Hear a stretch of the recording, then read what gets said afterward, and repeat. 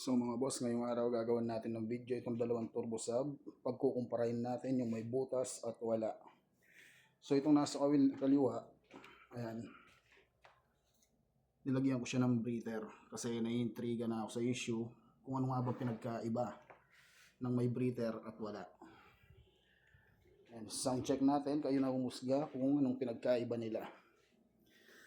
So itong nasa kaliwa, yan yung may butas. Yan yung sa kanan, nakasilp pa yan. So, pipili lang tayo ng music.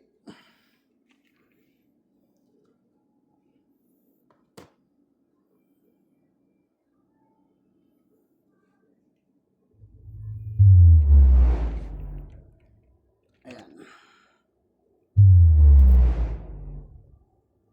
So yun yung sa kaliwa, yung may butas, yung may breather. Kung ano nga ba pinagkaiba nila.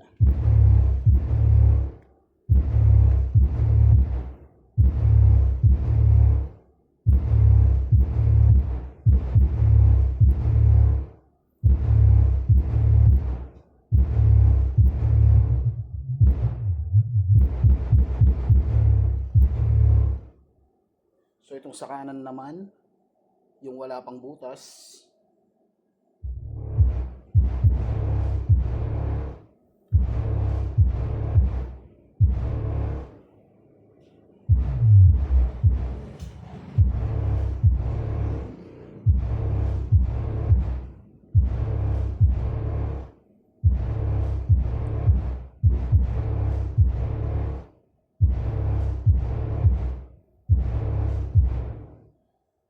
And then yung may butas ulit.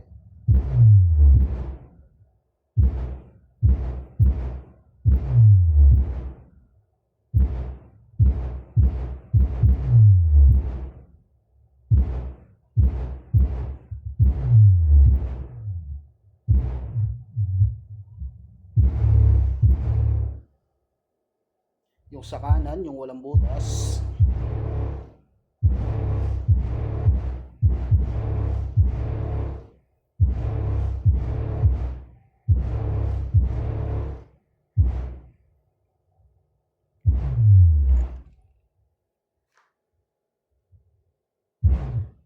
So yun boss, kayo na musga kung ano yung much better sa dalawa, kung yung may breather o yung wala.